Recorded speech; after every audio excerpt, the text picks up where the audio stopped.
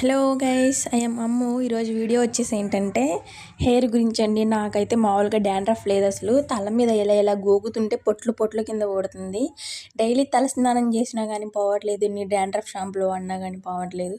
సర్లే అని tip try చేస్తున్నాను. అంతకుముందు సేమ్ ఇవి పేస్ట్ పట్టి రాసుకునేదాన్ని, పొట్టు పొట్టుగా ఉండి తలలో ఇదిలా ఉండేది. సరేలే ఈసారి లిక్విడ్ కిందగా ఉడకపెట్టుకొని ట్రై చేద్దామని ట్రై చేశాను. వేపాకు, మందారాకు, మందార పువ్వులు కోసుకొని ఇలా శుభ్రంగా కడిగేసుకోవాలి. చూసారా డస్ట్ ఎంత వచ్చిందో. తర్వాత వేరే గిన్నెలో వేసుకొని 1 లోటన్నర వాటర్ పోసుకోండి. 1 లోట నిండుగా 1 లోట హాఫ్ వాటర్ పోసేసుకోండి. పోసేసుకున్న తర్వాత ఏ గిన్నె అయినా పర్లేదు, నేనైతే స్టీల్ గిన్నెలో పెట్టుకుంటున్నాను. కర్రీస్ అయ్యి వండుకునే దాంట్లో కాకుండా సపరేట్గా ఏదైనా ఏమీ వండని గిన్నెలో పెట్టుకోండి. చూసారు కదా తలలో చుండ్రు, చూసారు కదా ఎలా ఉందో. ఇంకో ఇలా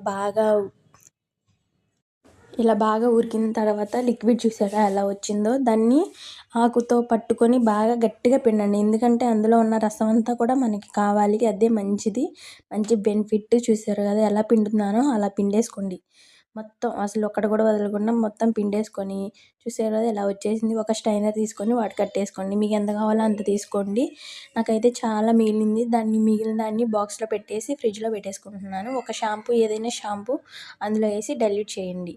చూసారు కదా నేను ఇందులోకే షాంపూ తీసుకున్నాను, మీరు ఏదైనా పర్లేదు. ఇలా డైల్యూట్ చేసిన తర్వాత నేను మిగిలిపోయింది బాక్స్లో పెట్టుకున్నాను కదా, ఒక 1 వీక్ కంటే ఎక్కువేమీ స్టోర్ ఉండదు, మంచిది కాదు అని నా ఫీలింగ్. ఏంటంటే మిగిలిపోయింది కాబట్టి నేను ఫ్రిడ్జ్లో పెడుతున్నాను, లేదంటే అసలు పెట్టేదాన్ని కాదు. మీరు ఒకవేళ కావాల్సినంతే చేసుకోండి, ఎక్కువ చేసుకోకండి. సేమ్ ఇంకా తల ఓడి తీసుకొని తల మొత్తం అప్లై చేసేసుకోండి. అసలు ఎక్కడ పడితే అక్కడ అప్లై చేసుకొని ఒక 10 మినిట్స్ అలా ఉంచేసుకోండి. దీన్ని తల స్నానం కింద కూడా షాంపూలా కూడా వాడుకోవచ్చు. అంతే గాయ్స్, బాయ్.